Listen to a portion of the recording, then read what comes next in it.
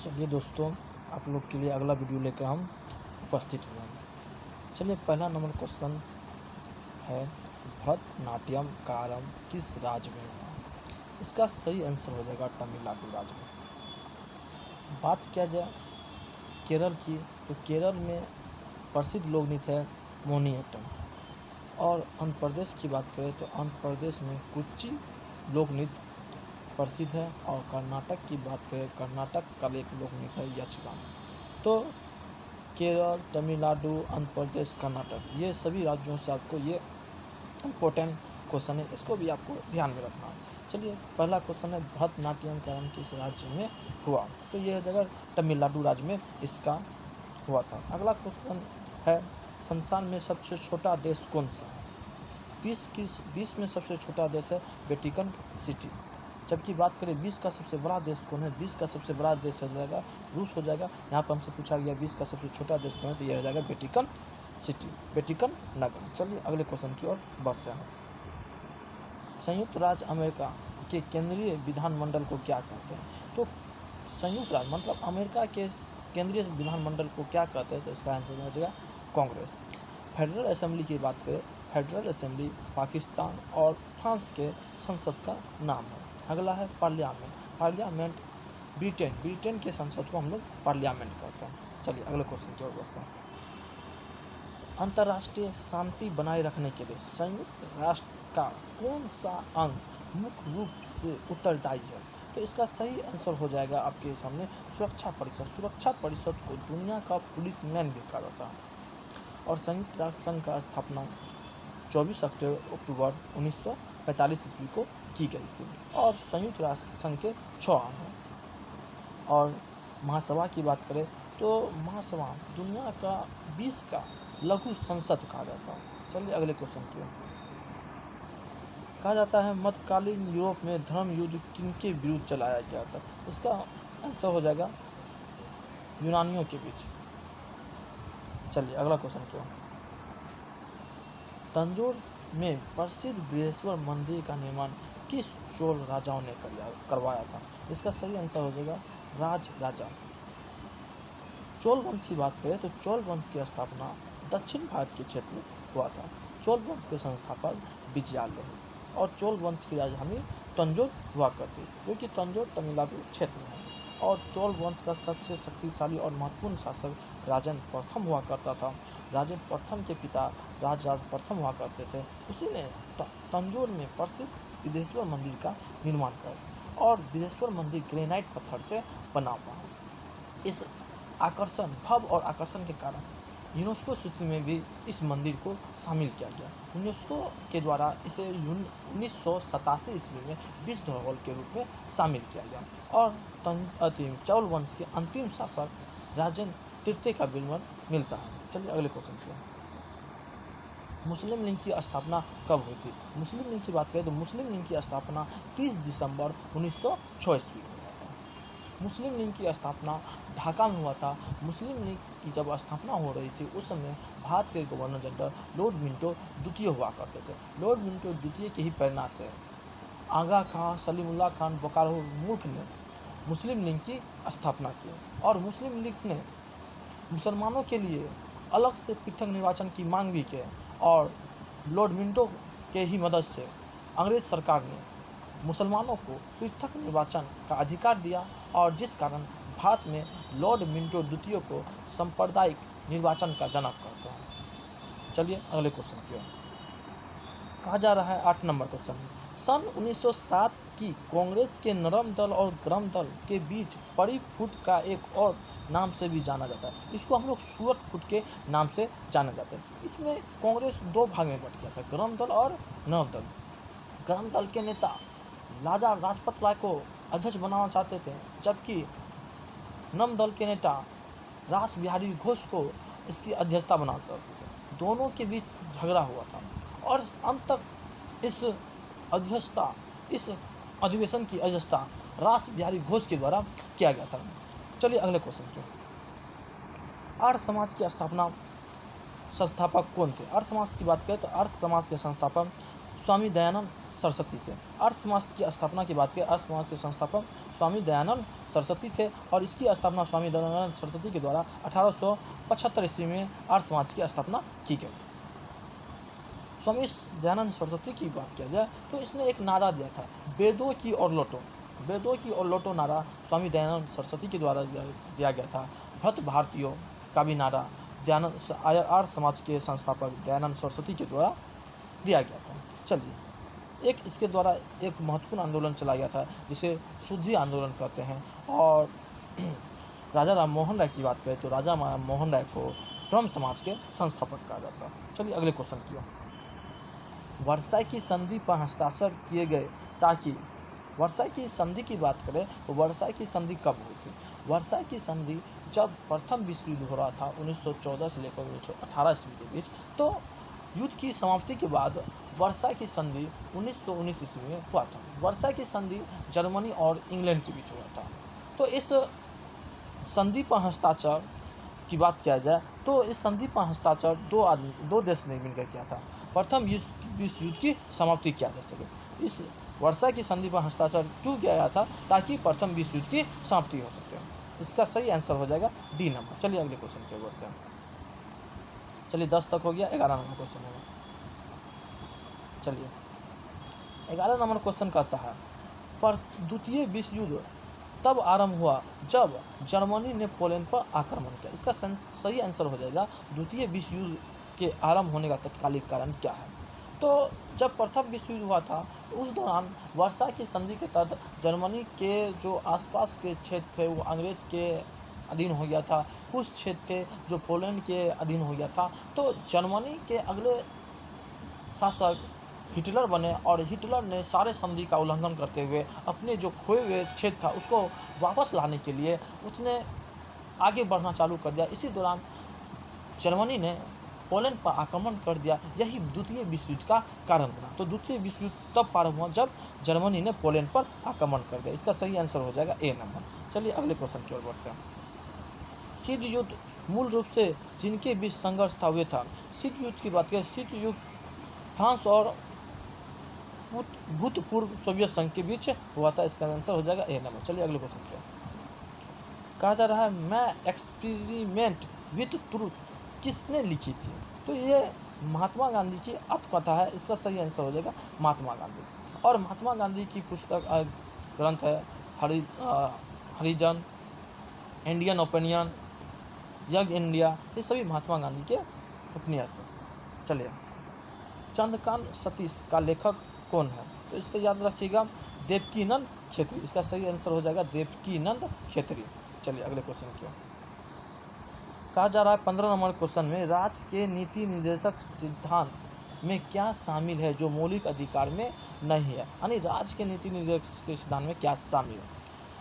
जब ए नंबर को आप देखिएगा अस्पृश्यता का उन्मूलन, ये मौलिक अधिकार में आता है। ये मौलिक अधिकार के अंतर्गत अनुच्छेद 17 के अंतर्गत इसको शामिल किया गया।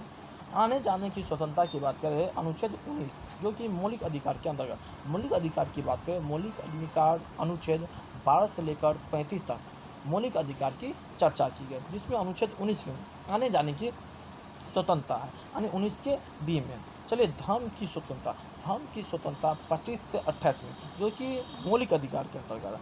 कुटीर उद्योग की बात करें तो कुटीर उद्योग की बात अनुच्छेद 43 में किया गया है और कुटीर उद्योग राज्य की नीति निर्देशक के अंतर्गत आता है।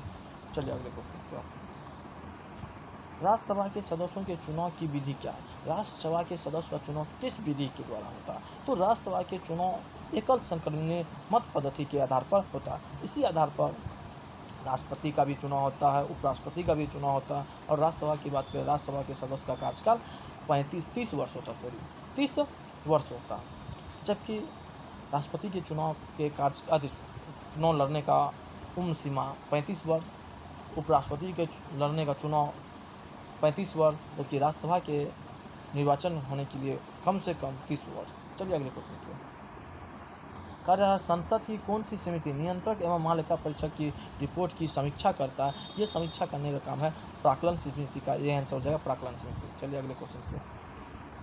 सिख गुरु तेग बहादुर को किसने मृत्यु दंड दिया था? सिख गुरु तेग बहादुर को मृत्यु दंड देने का काम औरंगजेब ने किया था।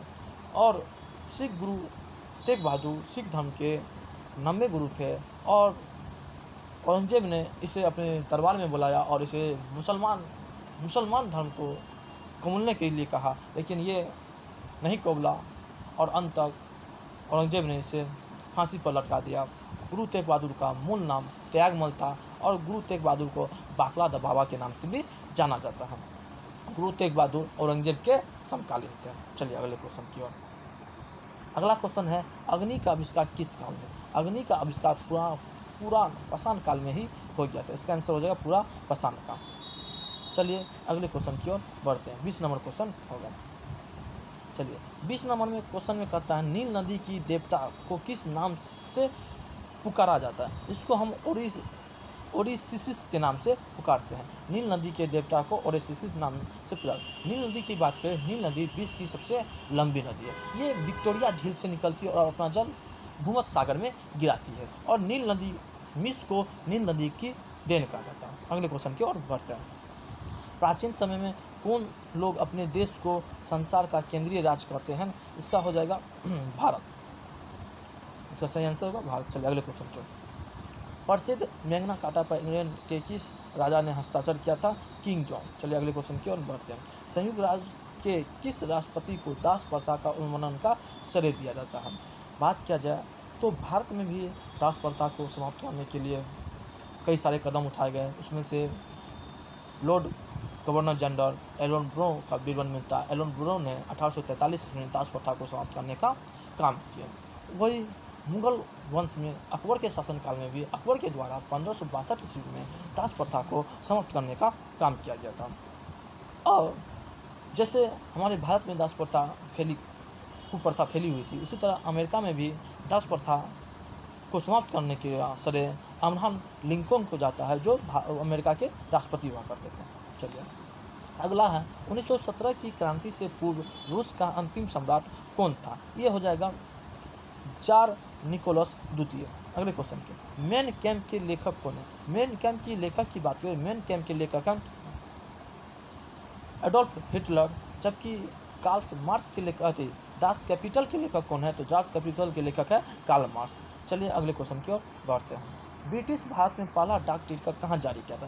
ब्रिटिश काल की बात करें तो जब भारत में लॉर्ड डलहौजी का शासनकाल था 1848 से 1856 ईस्वी में, तो 1854 ईस्वी में लॉर्ड डलहौजी के द्वारा भारत में पहली बार डाक टिकट का प्रचलन किया था और भारत के कराची में पहली बार डाक टिकट जारी की गई थी। इसका आंसर हो जाएगा कराची हो जाएगा। चलिए अगले क्वेश्चन की ओर बढ़ते हैं। भारत की स्वतंत्रता के समय इंग्लैंड के प्रधानमंत्री कौन थे? यानी भारत की आज़ादी के समय इंग्लैंड के प्रधानमंत्री कौन थे? जब देश हमारा आज़ाद हो रहा था उस समय देश के प्रधानमंत्री इटली थे। चर्चिल की बात करें, चर्चिल भारत छोड़ो आंदोलन के थे। भारत छोड़ो आंदोलन के समय इंग्लैंड के प्रधानमंत्री चर्चिल हुआ करते थे। जबकि 1857 की क्रांति की बात करें तो 1857 की क्रांति में इंग्लैंड के प्रधानमंत्री लॉर्ड पामस्टन हुआ करते थे। वहीं बात करें 3 गोलमेज सम्मेलन हुआ था, उन तीनों गोलमेज सम्मेलन जब हुआ था उस समय इंग्लैंड के प्रधानमंत्री रेमजे मैकडोनाल्ड हुआ करते थे। चलिए आपको याद रखना, इसमें से एक क्वेश्चन रहता है कि कब कौन से प्रधानमंत्री इंग्लैंड के थे। विशेष घटना, जो भी विशेष घटना घटी है इतिहास में, यहाँ से इंग्लैंड के बारे में आप देखते नए प्रचलन में क्वेश्चन पूछा जाता है। जो हम 4-5 बताएं वो याद रखिएगा, आपसे काम चल जाएगा। चलिए अगले क्वेश्चन की ओर बढ़ते हैं। कहता भारतीय राष्ट्रीय कांग्रेस का प्रथम अधिवेशन कहाँ हुआ?